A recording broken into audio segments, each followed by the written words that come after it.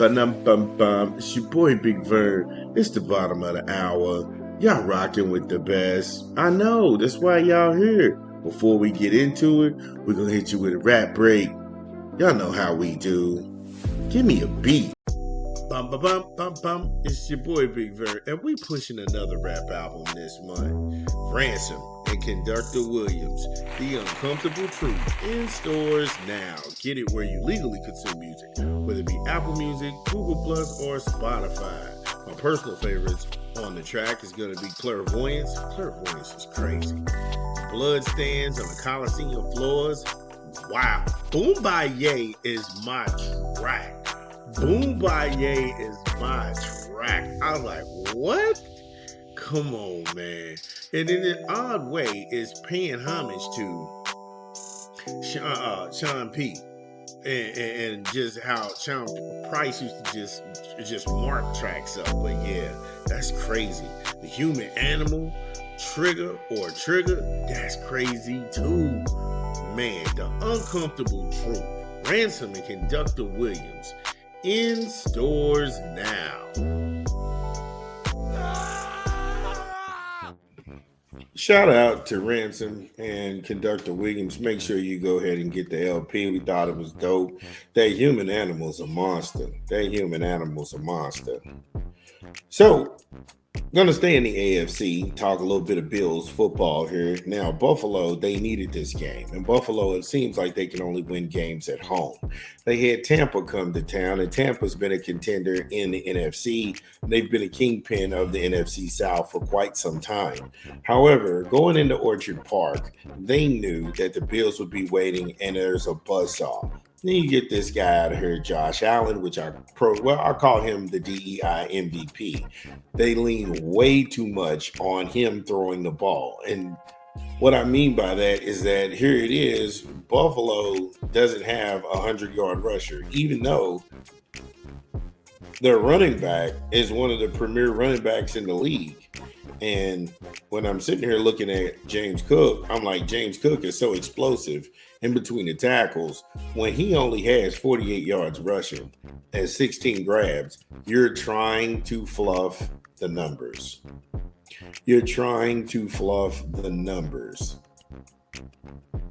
Josh Allen not only threw for 2 touchdowns, he threw 2 interceptions. He ran for 3 touchdowns. Again, you're trying to put too much on his shoulders. And Josh Allen, when this gets to the playoffs, it's going to backfire.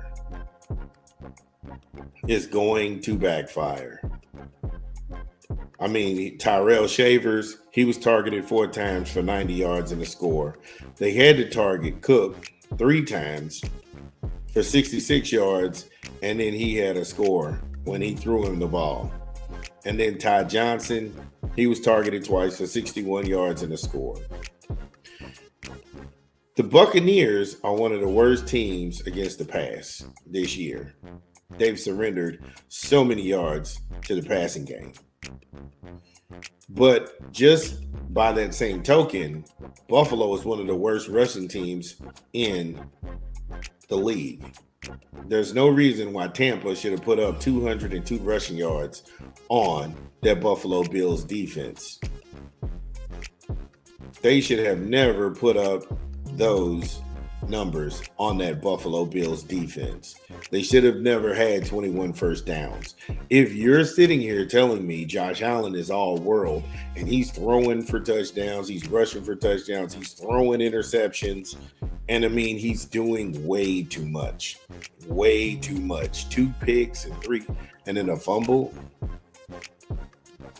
The Bills, I mean, if that game wasn't played at home, they would have shot themselves in the foot. You can't spot a team like Tampa, 45 yards and penalties, and still come away with the W, and they held on for the ball for 30-plus minutes. Again, when you slant things in one guy's favor one way, what does that say to the rest of the team? This is Josh Allen's team, or this is a team ball kind of atmosphere?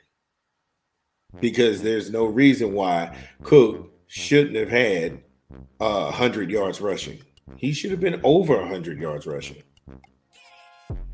But then when you have to share time with your quarterback who wants to run also, who wants to throw, and it seems like they're going out of their way to accommodate people who question Josh Allen and his DEI status. Now, the reason that I call him the DEI MVP is that the MVP, the guy who wins the NFL All-Pro, he usually goes on to win MVP of the league. He does. That is a thing that's how it's always been since 1987. Some of you all weren't even alive to see it go down like that. Josh Allen wasn't even a thing. He was a twinkle in his daddy's eye. But that's how it's always been done since 1987. This was the first time in over 30 years that they had to do that. And they made that concession for this guy.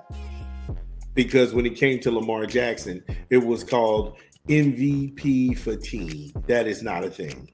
Nobody ever said that about Brett Favre. Nobody ever said that about Aaron Rodgers. Nobody ever said that about Jalen Hurts.